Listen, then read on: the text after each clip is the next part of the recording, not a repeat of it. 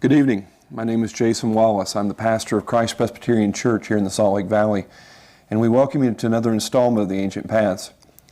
Last week we began a new series. We have been looking in the last several episodes at some of the fundamental issues that I think have tended to be overlooked as a context for much of what we do. We have dealt with things such as, is it proper, and if so, how and when to offer criticism of other people's religions? The question that I raised last week is, how much are the souls of your children worth to you?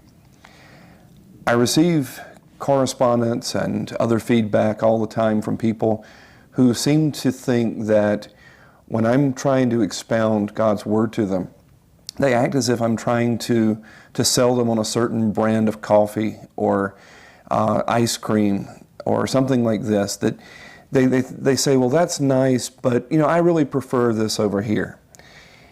And there's this view that, well, that may be true for you and that may be profitable for you, but that's not really what's working for me. There's this relativistic view of what's true and what's not, that different people can have different truths and that various things can work for them, but there's no real absolute truth.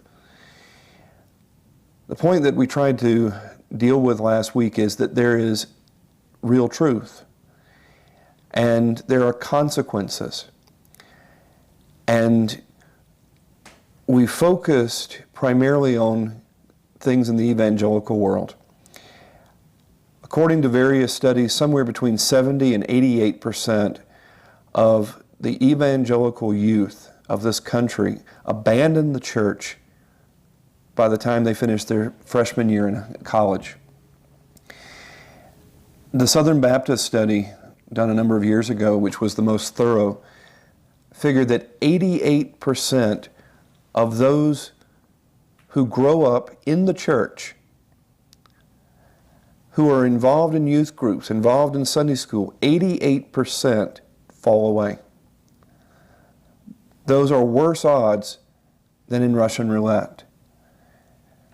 I mean, actually, it's the reverse of Russian roulette. In Russian roulette, you have a 16% chance of hitting the round in the chamber. According to the Southern Baptist study, you only have a 12% chance of your child surviving an evangelical church. That's not the historic record of the American church or the church anywhere. Something has fundamentally changed. And what we have tried to deal with in the last episode, and we're going to be continuing this week and next, is looking at three of the major factors. The first is that 90% of Christians send their children to public schools. And I believe that that is a fundamentally flawed view of things. There are repercussions, and we can see them all around us. Second of all, the church, in its pursuit of Christian education and discipleship, has fallen woefully short. Of those 88% that drop away, the Southern Baptist actually found that as the as the young people were more involved in youth groups, more involved in Sunday school, the rate of dropout increased rather than decreased. So, public education, our modern views of youth ministry, and then finally, something we're going to be looking at next week, what are the proper boundaries in terms of young men and women relating to one another? Basically, courtship versus dating. Now, we're going to be looking at education and both secular and Christian this evening. And we're privileged to have with us a guest, Mr. Matthew Weinstock. He has hosted the program in my absence before. He is a deacon in our congregation. He is pursuing his PhD in biochemistry at the University of Utah. And Matt, it's a great pleasure and privilege to have you with us. Well, it's great to be here. Now, I want to lay some foundations for what I'm going to be talking with you about. So I want to present a few things to flesh out the problems with public education before we get started. I'd like to point out that public education in this country really didn't start in the form that we see it today until about 1870. As recently as 1900, 2/3 of the high school students in this country were being educated at home or in Christian schools, not in public secular schools. We have developed this idea that the world can't exist apart from public schools, and we fail to remember our history. Christians in this country fought the public school movement tooth and nail for years. And some of these materials, some of these quotes, I'll tell you, I've seen them gathered together by a man by the name of Voddie Baucham, and he has some materials that are available out there. I don't agree with him on everything, but I think he's done a very good job on some of these things. Let's look at some of the quotes from Christians in the 19th century who saw this secular education movement and understood where it was going. Charles Hodge, a professor at Princeton Seminary in the 1870s, he was actually there for about 40 years, but in the 1870s, he pointed out the necessity of Christian education. Charles Hodge said, "This whole process of education is to be religious, and not only religious but Christian. And as Christianity is the only true religion, and God in Christ the only true God, the only possible means of profitable education is the nurture and admonition of the Lord." His son, A.A. Hodge, in the 1880s, dealt directly with the public school movement. Rather than simply extolling the virtues of Christian education, he pointed out the dangers of secular education. He said, "I am as sure as I am of Christ's reign that a comprehensive and centralized system of national education, separated from religion, as is now commonly proposed, will prove the most appalling enginery for the propagation of anti-Christian and atheistic unbelief, and of anti-social nihilistic ethics, individual, social, and political, which this sin-rent world has ever seen." A.A. Hodge was another professor at Princeton Seminary, both Presbyterians of the old school. These aren't just simply Christians warning of the dangers of public education. The proponents of public education have been very open about their intentions for the public school system. Charles Porter, a signer of the Humanist Manifesto, said about public education, he says, "Education is the most powerful ally of humanism, and every American public school is a school of humanism. What can the theistic Sunday schools meeting for an hour once a week and teaching only a fraction of the children do to stem the tide of a 5-day program of humanistic teaching?" Another signer of the Humanist Manifesto, Joel Burnett, is even more pointed. He says public education is the parochial education of scientific humanism.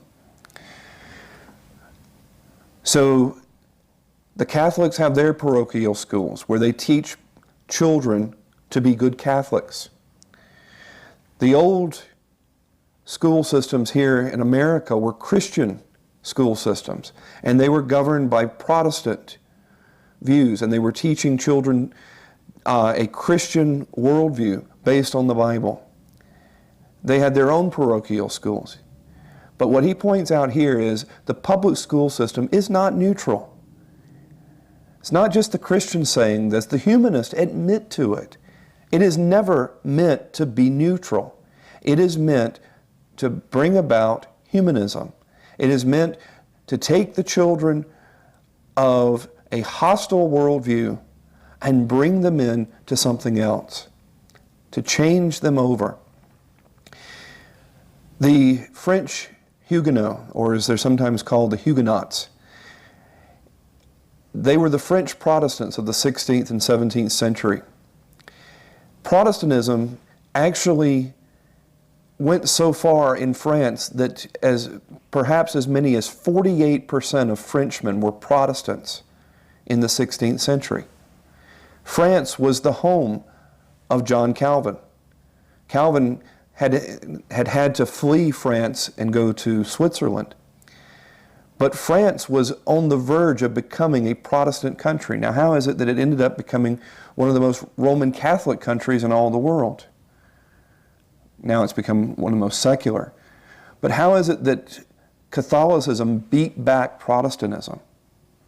They took over the schools.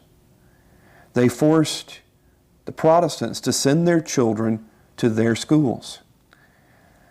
And over the course of a couple of generations, they decimated the ranks of Protestants because the Protestants were foolish enough to turn their children over to the state to raise for them. And once the numbers had been decimated, then they turned to outward violence. And you had the St. Bartholomew's Day massacre in the 17th century, in which 100,000 Protestants were slaughtered in 1 week. And the French Protestants had to flee to England and to Holland and other places to be able to live and practice their faith. There is a battle for the future. The ungodly typically love death. They don't tend to reproduce very much. The way they reproduce is by taking our children. I want to read you a quote.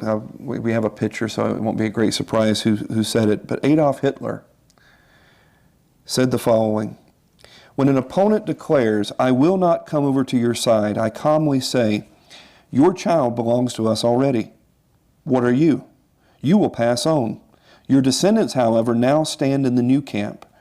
In a short time, they will know nothing else but this new community.'" This is a battle for survival, a battle for the future, but more importantly, a battle for the souls of our children. Now, we all make foolish mistakes.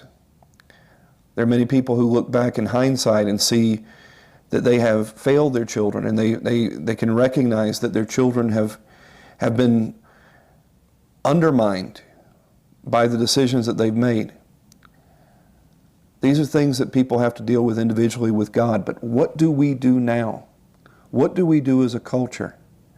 Do we continue at the rate of 90% of Christians turning our children over to the state to educate, giving them 14,000 hours to be educated from K through 12?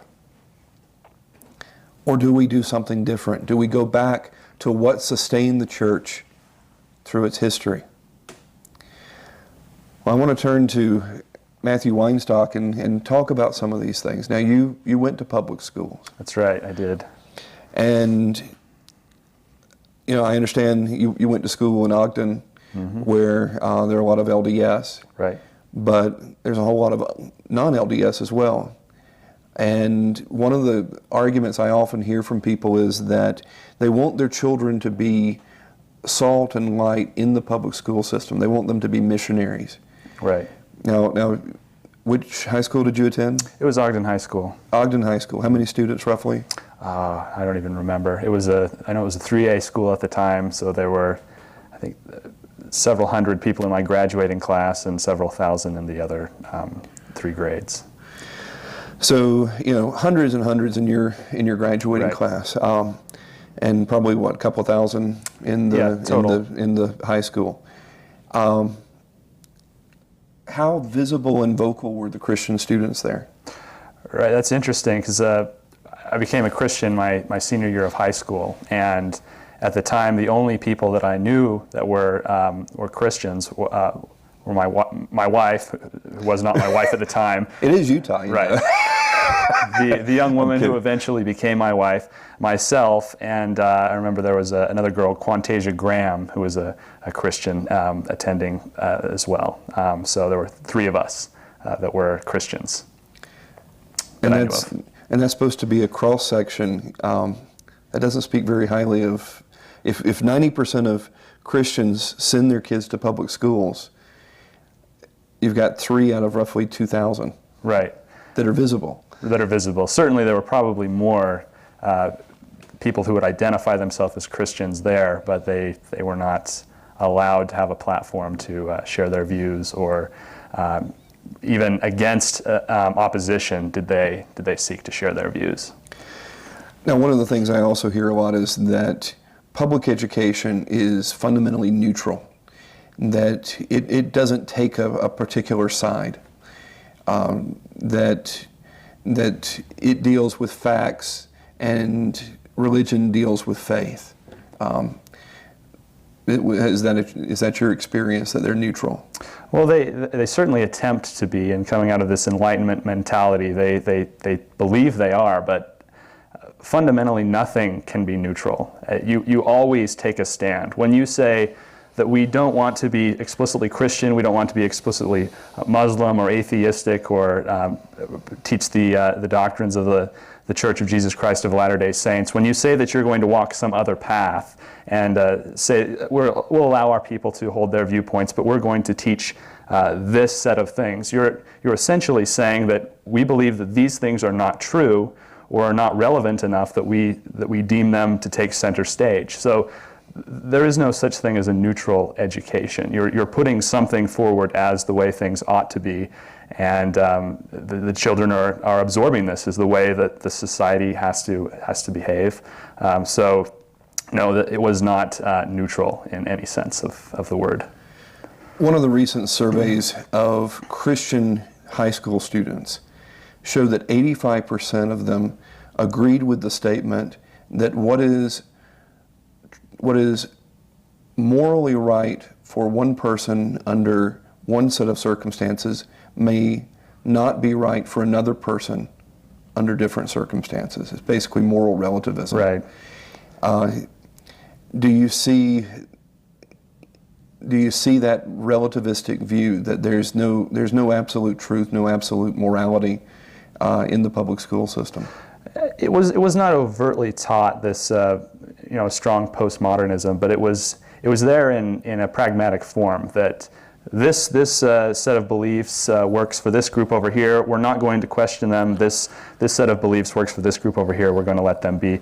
It was not so much openly promoting postmodernism as people were standing on, walking on eggshells, not wanting to offend any group, religious or non-religious. And so when things would come up, when there would be controversies among the students, the teachers would deal with it in a very postmodern way, that, hey, it works for them, doesn't work for you, you be yourself, let them be their self. And so even though it was not teaching the doctrines of postmodernism overtly, it definitely had that ethos about it, teaching that this is the way that we need to behave in society. When one group of people is doing things that we don't agree with, the proper response is not to try to correct them or to try to engage in any form of debate or discussion about it, but to celebrate their difference with them. And you see that in terms of, especially in the university system, don't you? Oh yeah, there you have full-fledged postmodernism coming out of every corner, where they are demanding that we behave this way, that to hold a particular system of belief that excludes everyone else is wrong. It's not just you live your way and that's fine, let them live their way. It's you need to embrace what they are bringing to you, or you're a bad person. And so if someone is a cross-dresser, it's not enough to simply say, live and let live. You have to actually affirm them that that is a good thing for them. Right. Some would argue that needs to be the case. I'm curious. I know of an incident with a young man that was in the congregation that he was roommates with someone who was doing drugs, and they took a postmodern stance with that he shouldn't be judgmental of someone taking illegal drugs. Right. Yeah, it's very strange. I'm curious now. You've talked about high school, and there wasn't much of a Christian presence there. Have you seen a Christian presence in college? It's much more visible in the university because they have campus groups that are visible, that are allowed to use the university facilities for their ministries. And so there are a number of campus ministries that are fairly visible. They do things to make themselves visible to the campus population. So yeah, versus 3 students in high school compared to the multitude of campus groups at the university, it has a larger presence there. And yet the reality is that 88% are going to drop away by the time they finish their first year of college. Right. How do you see? We'll come back to the college youth groups. Let's focus on the church for a moment. Mm-hmm. What have you seen in terms of the churches trying to counteract the influence of the public schools? Right. So this will probably come up when we begin talking about university groups as well, because it's the same fundamental approach. It's not that we see this group of people that are being indoctrinated into this alternative worldview, and we're going to deal with that in a real and relevant manner, trying to teach people that they have a worldview that is opposed to the Christian faith, and there are flaws with this worldview, and it needs to be abandoned, and that there is a greater worldview that needs to be embraced. It's not this type of approach, because that would be divisive. It's a marketing ploy. What can we do to keep our youth in the church? Well, what does the youth like to do? Well, they like pizza parties, and they like to play video games, and they like to just have a good old time. And so to keep them interested, we're going to do this. And so you see a lot of entertainment-driven youth ministries, and without much content. Now, of course, this is painting with a broad brush. There are churches out there that do seek to counsel their youth in a godly manner. We actually have a campus ministry. Right. Yeah, right. So there are beneficial uses for campus ministries and for youth groups and these types of things. I know several of my friends have truly benefited from sitting under godly men in a youth group growing up and being mentored in the scriptures and being mentored in terms of their character. But this is not what we see across the board typically. That's the exception rather than the rule. We see a lot of entertainment, a lot of games, a lot of parties, and we baptize this with a closing prayer. But we don't see a lot of teaching our youth how to think about things, to teach them to think about the way the world is right now. How did it get this way? What are the solutions to the problems around us? We don't see that at all, because that's not entertaining. I want to flesh this out a little bit, but before I do, I want to invite people to call in and join the conversation. If you would like to call in, our phone number here is 801-973-TV20. That's 801-973-8820. We're discussing basically trying to save the souls of our children. What are the souls of your children worth to you? And how does public education and the modern youth ministry factor into the fact that 88% of evangelical youth leave the church by the time they finish their freshman year in college? Is there an older way, a more biblical way that we can return to? Now, Matt, you mentioned a Christian worldview. Can you flesh that out a little bit in terms of what you mean by a worldview? Right. So a worldview is it's a collection of ideas and beliefs through which we interpret everything around us. And everyone has a worldview. They filter the raw data of sense experience through this system of categories to make sense about what's happening to them, to think about everything from politics, how the government ought to be run, what is marriage, how is it to be conducted, what is the nature of the universe, is there a God or gods, what is morality. All of these big questions that we have are answered by our worldview. And regardless of what people say, everyone has one. The question is whether it's actually biblical and tied to reality, or whether it's a fantasy. Right. In terms of some of the applications of a worldview, we've talked about compassion before. The old forms of compassion and charity came with a recognition that man was basically sinful, and you don't make things too easy on someone who is rebelling against God. You try to help them do positive things, but you don't just simply throw money at them. Right. And it's shaped by the view that man is not basically good. Man is basically fallen. Right. There is still the remnants of a image of God in man, but this shaped the way that things were done. In terms of prisons, they were meant to, you had punishment of people.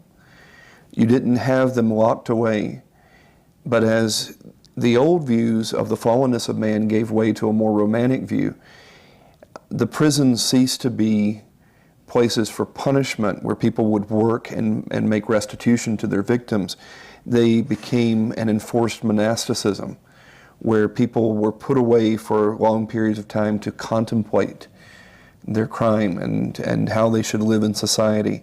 And it was a basically naive view that people were basically good, and that if they were given the opportunity to go away and to think for long periods of time, that then they would be reformed by it. And the object of prisons became reform rather than punishment. In the old view, they didn't have many prisons, because if someone stole, they made restitution. If someone murdered, they executed them. They didn't have prisons for long periods of time other than maybe political prisoners. But that wasn't in a Christian view of the world. In terms of charity and compassion, we see that the government has moved in and taken the role of the church, and it throws money at people because it assumes that it's only their circumstances that are making them act badly. Right. And so when young women have children out of wedlock, they throw money at them. And then they're shocked by the fact that rather than helping them raise themselves up, the illegitimacy rate has skyrocketed. And they're not helping people. It's like throwing money at a drug user.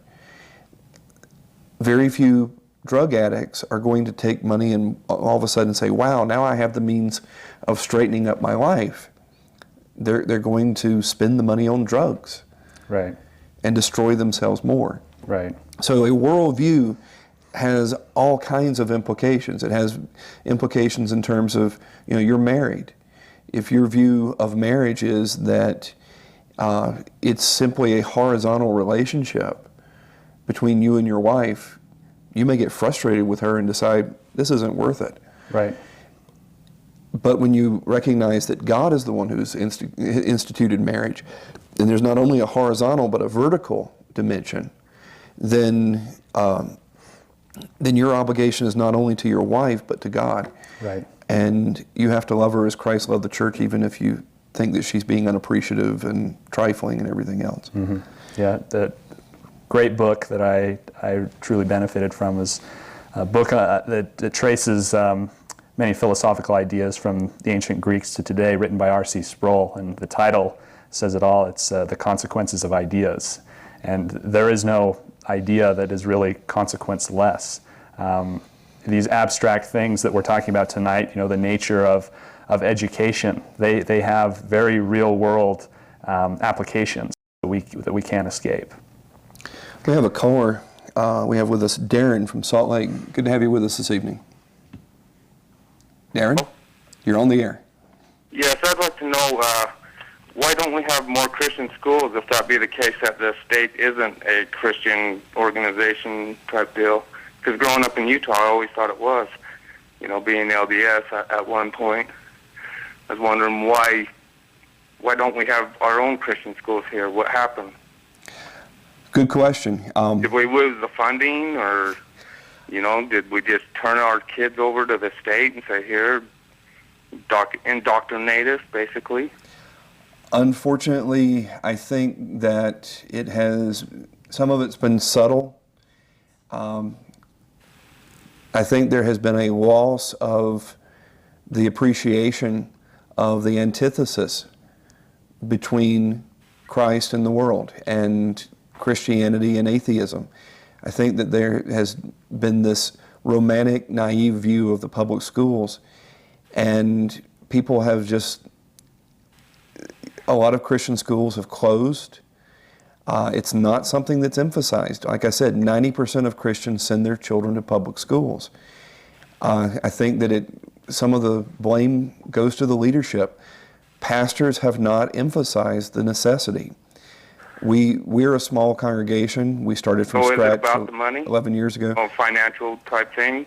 Well, how each student gets a certain amount federally funded towards the state and ran schools. Can we have that towards like a Christian school if we decided to say, hey, this is enough. I don't want to hear your evolution. I don't want to hear these lies you're telling us anymore. I want my children to be grown up, in the truth. Well, the legislature passed a bill that would have done just that you could basically take a certain amount of money, roughly half of the average funding per student, and take that money anywhere you wanted to. And there would actually be competition with the public system.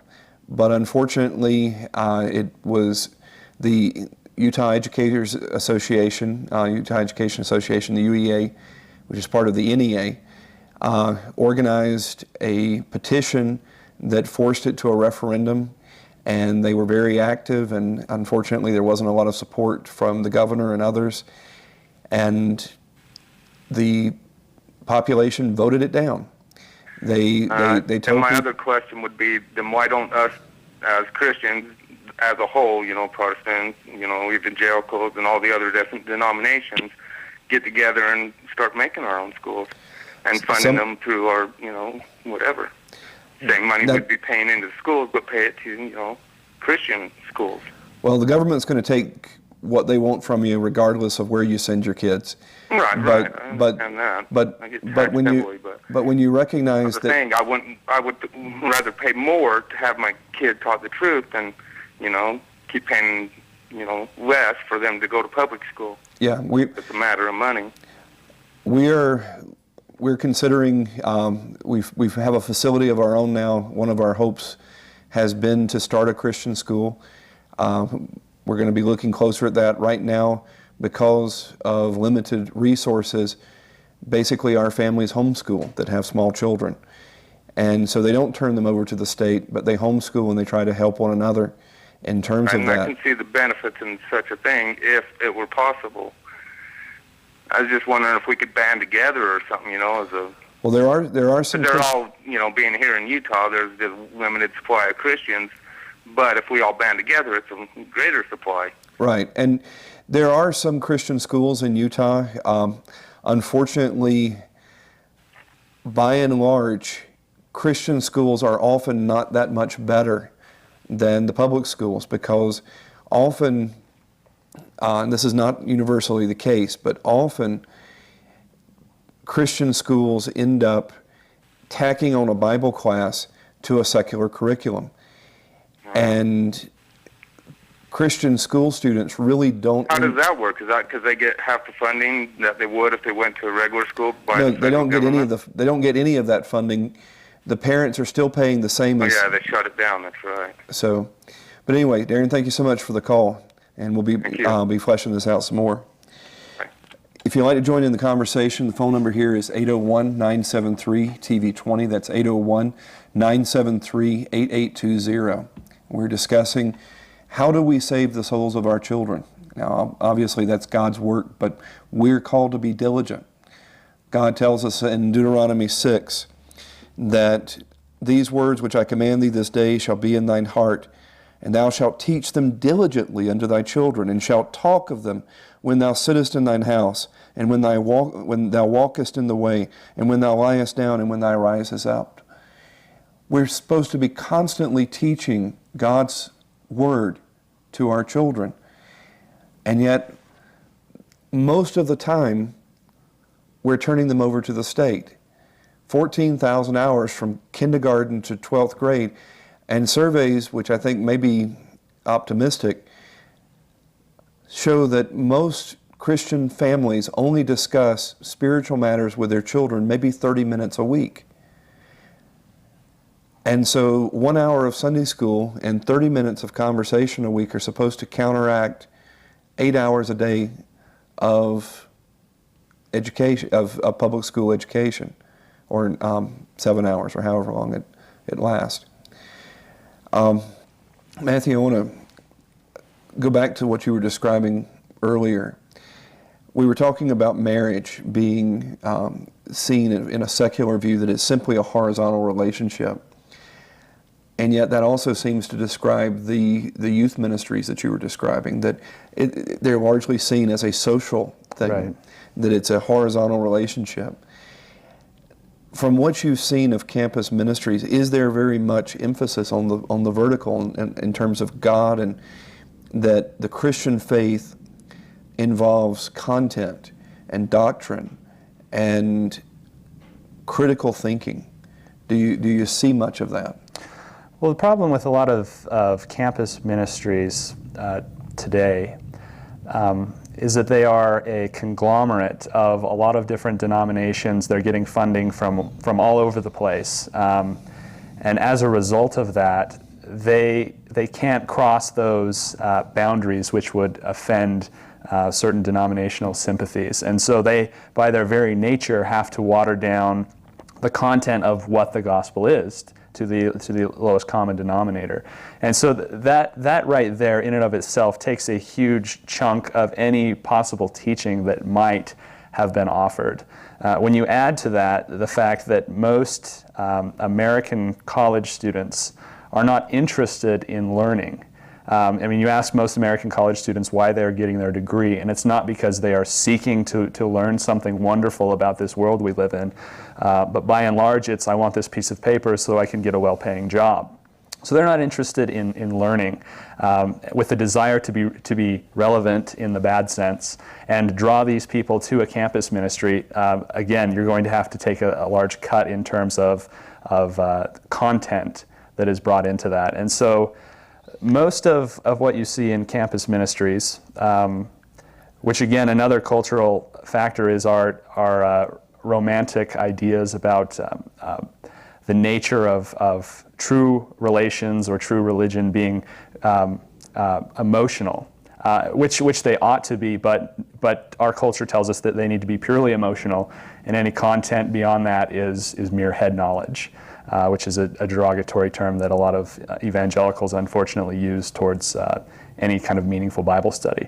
But when you have all of these things coming together, what you typically see in a campus ministry, in my experience, again, this is painting with a broad brush and is limited to what I've seen, is you have some emotional appeals, people sharing their experiences, which in and of itself is not bad as long as it's undergirded by something substantial, but you have people sharing experiences, people pursuing relationships and friendships, but that's about it. There is no desire to have a systematic expression of what the Bible teaches, how this applies to our lives, how this answers the questions that we face in college, these sorts of things. It's entertainment and socially driven.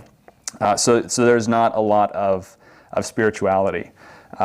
One of the problems that I saw when I was involved in this is that many many students see the problem with this. They see that their Christian faith is to be something more than just friendships and a good laugh. And so they pursue a very monastic view of spirituality, where I had people tell me that they were going to abstain from marriage so that they could serve the Lord as He was putting a call upon their lives. And I don't think that they had really thought about the biblical understanding of marriage or family or these types of things. They just understood that they needed to pursue spirituality in this way. And so you get a very monastic, very ascetic, very just a very monk-like Christian faith that is a reaction against this kind of party atmosphere, which is also not healthy and can destroy people. So that is the other side of the coin, which is also a big problem. To me, not only is this basically turning out spiritual diabetics, but it seems as if it undermines the claims of the gospel on campus. There was a story that someone was relating to me, I think you were there, that an unbeliever was brought to a campus ministry and was one of many people pelted with Twinkies. Yes, yes. Well, someone comes in looking for something substantive. They want to know God. They want to be reconciled to God. They have a sense of sin. And what do they find when they come in the doors? I mean, what was this meeting like? Well, again, it's trying to be very entertaining. And again, we need to emphasize entertainment in and of itself is not a problem, but when that's all that you offer, it is. So there were skits. There were the incident you were referring to. They were throwing Twinkies out into the audience, and one person who was a little more zealous with his throwing arm tagged somebody in the eye in the audience, and you have this girl keeling over, being hit in the eye with a Twinkie, which if you were there truly seeking to know God, you would think this is ridiculous. You wouldn't sense any seriousness in there. More serious than throwing Twinkies at people. Prayers were often opened by certain individuals to the big man in the sky, or to G-man, or to some of these very demeaning names for God. And as far as I could tell, no one was ever approached and told that this is not proper behavior, this is not proper etiquette. It was seen as funny, and again, someone coming to this looking to know Jesus Christ, who is seeing their sins, and they see this offered as Christianity, they're going to think it's ridiculous. There was a dialogue group that was organized by one of our elders that involved evangelicals and LDS, and went well for a while. That there was an opportunity for both to get together and discuss substantive matters. The campus ministries really weren't interested, were they? No, not initially. Now, you were a participant in some of the early, before the evangelical ministries were invited to be part of this, but they weren't interested. What was it like before they got involved? I thought it was very productive. People were talking about very substantive things. They were talking about differences between historic evangelicalism and the doctrines of the Latter-day Saints. On the other hand, they were dealing with issues frankly and openly. I thought it was about as productive as any such endeavor could be. Now, after numerous invitations were declined, there was another outreach made from someone at the Institute of Religion to the campus leaders, right. The campus ministry leaders, and they then came in. Mm-hmm. And the tone changed a lot, didn't it? Right. What was it like then? Right. Again, you have this whole mentality of to keep people in the Christian faith, or to get people to come over to the Christian faith, what we need to show them is Christians can have a good time, that we have very exciting gatherings. The selling point of the evangelicals in that group that I had a chance to talk with was not that we need to tell the LDS that we have something more substantial in terms of a real gospel that saves, But what we need to show them is our worship services are more lively, that we are more, we have a more living relationship with God because we don't speak about Him in archaic terms like they do in their prayers. And granted, if you hear a lot of Latter-day Saints pray, they pray in King James English, which again is not a problem. I don't understand how that gives someone less of a true relationship with Christ, just speaking in those terms. But it was very trying to appeal to the emotions, and it was actually quite interesting because we had one of these meetings with some of these more broad evangelical groups. And they came in and were going to share testimonies. Rather than discussing what is the gospel, they were going to share their experiences. And one of these evangelicals got up and did a very great and dramatic job of sharing his conversion to the Christian faith. But he was put to shame by a young LDS woman who stood up and shared her testimony about the Church of Jesus Christ of Latter-day Saints and Joseph Smith as a true prophet of God, with tears and trembling. I mean, in terms of a dramatic perspective, she put him to shame. But again, that's what you get when you deal with emotionalism. There's no substance there, and it's just who can put on a better show. And in that case, it backfired on the evangelicals who thought that they could show this vibrant, true, and living faith when, in terms of putting on a show, they were shamed. One of the things that struck me was that very quickly they wanted to introduce joint worship with the Latter-day Saints. And I saw some of the correspondence. I think you saw some of the same correspondence I did, where there was our elder that had organized this whole thing in the first place raised the issue that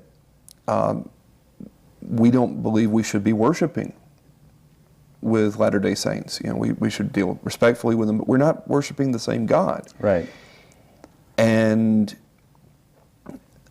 these folks that are very inclusive and very broad in so many ways, they said, well, then you just shouldn't participate. I mean, Right. you shouldn't be part of all this. Right. And went on to basically explain how they were convinced that it was through their worship,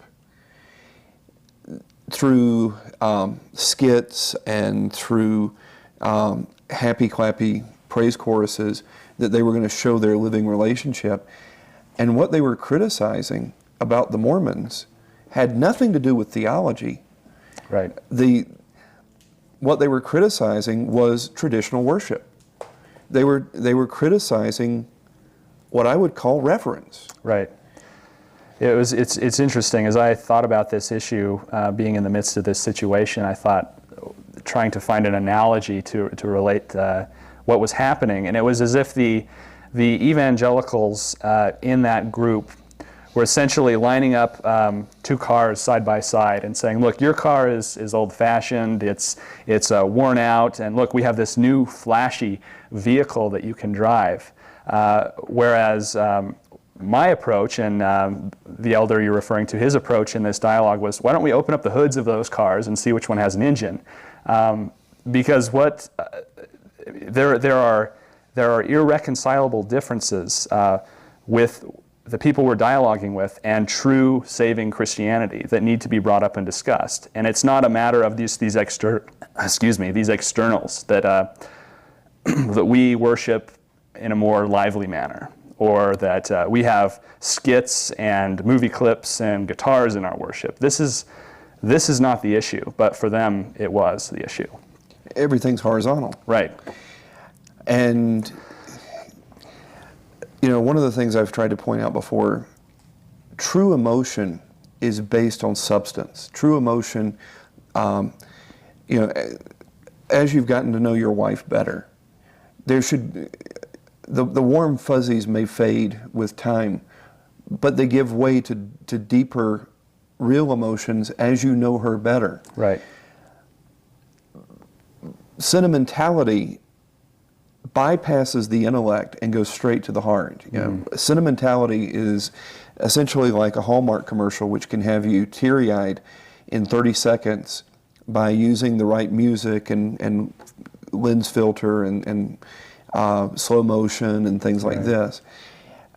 And, you know, my great frustration is that much of what calls itself evangelicalism, if I was a Latter-day Saint, I wouldn't take it seriously. Right. Now, your wife grew up LDS, and you've grown up in Utah you've been here your whole life. Am I off base on that, or do you think that this is one of the big stumbling blocks? That, I mean, if you were a Latter-day Saint, would you seriously consider the criticisms of evangelicals, seeing what evangelical campus ministries and youth groups look like? Yeah, I don't think that I would. I think that they are trying to operate on two different wavelengths, and they're not. I mean, the evangelicals are trying to appeal externally to the Latter-day Saints, showing them that they can have this more free, less restrictive, happy, just supercharged lifestyle. Whereas the Latter-day Saints, rather, they see a lot of wisdom in things like organized church government, in terms of taking sin seriously, in terms of excommunication as the extreme. Accountability in general. Right, accountability in general. Reverence. My wife, who after she became a Christian, still carried with her a lot of LDS baggage, some of it good, would talk with me, who did not see these things, after some of our times at the campus ministry, saying, I didn't think that was very reverent. You know, I don't understand how I'm supposed to be growing closer to Christ when it seems like we take him so cavalierly. And she helped me to see that that was the case. And so in seeking to evangelize the Latter-day Saints, a lot of evangelicals are not doing a good job at getting into their mindset and seeing how they think, for good or for bad, and deal with that. It's let's throw them a cup of coffee and let's play them just a face-melting metal ballad on the guitar, and we're going to do these things and really entertain them, and they will just throw that old dusty religion away. And it's a shame. Now, a lot of people would say that, you know, I'm too old. I'm 45 years old. I don't get it. I'm out of touch. I don't realize how young people think and what they're looking for. You've just finished your bachelor's degree. You're in grad school. You've been involved in campus ministry. What do you see as the biblical alternative to these things, and what do you see the effects of that?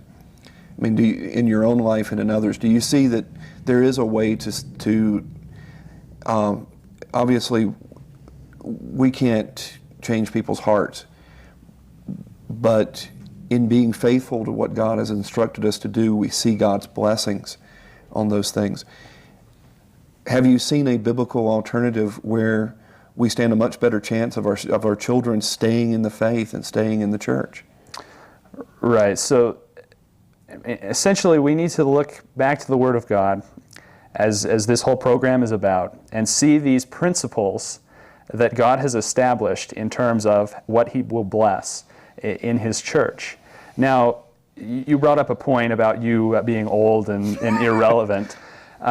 Just ask. There's Right. a whole bunch of people who say I am. Right. Now, relevance has its place when we understand biblically what relevance means, that we are to approach people, try to understand them on their terms, try to speak the gospel to them in a way that they can understand, give them a critique of the worldview that they find themselves in, and point them towards Christ in that, and be very careful not to mix our own idiosyncrasies with the gospel, as has happened many times in church history. That's good, and we should be striving for that. What a lot of people understand relevance to mean is we throw a party, or we appeal to, we pander to people, we market to them, and that's not relevance. That's used car salesmanship. So we need to approach these people where they're at and deal with them biblically. What does discipleship look like in the Bible? We don't see rock concerts, though. Not that rock concerts are bad, but that's not discipleship. It's entertainment. And it can be enjoyed, and it can be enjoyed with Christian friends, but that's not discipleship. What is it that we are to be inculcating into our children, or into any Christian for that matter? One thing that we don't see in these campus ministries that we do see done better elsewhere is inculcating into people true biblical character. What is a godly man or woman to look like? And how ought a godly man or woman to face the circumstances around them? We see that dealt with very specifically in the Bible. And we don't see that brought up so much in secular school at all, or much of Christian education in the church. So we need to have a recovery of what it is the Bible teaches us about how we ought to shape our lives. D.A. Carson, a theologian, has an excellent quote. He said that he studies the Bible not so much that he can master the material, but that he can be mastered by the material. That it gives him the categories through which he interprets all around him. We need to recover that in our church ministries as we seek to educate our children in light of Deuteronomy 7 and Apostle Paul's admonitions in Ephesians. We need to recover that we need to shape people according to the revelation that God has given us, and that it provides more than just this is the gospel, but what ought life to look like. Yeah, and I think a lot of times we deal with things such as relationships and jobs and sex and all these various things devoid from a substance. We try to talk about a relationship that's all emotional, but who is this person? And we say we don't want to know about Jesus, we just want to know him. I tell people, try that with your wife sometimes. Yeah. It's like, don't tell me about yourself. I don't care how you think. I don't want, anyway. Yeah. Well, unfortunately, we have reached the end of our time, and so if you would like more information on the subject, we invite you to contact us through our website, christpres.net, or through ancientpaths.tv, or you can give us a call at 801-969-7948. This program is sponsored by Christ Presbyterian Church. I am the pastor. We are a congregation of the Orthodox Presbyterian denomination. We meet Sunday mornings at 11 a.m., Sunday evenings at 5:30 p.m. at 8630 West, 2700 South here in the Salt Lake Valley. We have a sister congregation that meets at 9 a.m. on Harrison Boulevard. I believe it's 3100 something in Ogden. Come see us soon. Until next time, we wish you the Lord's blessings. Good night.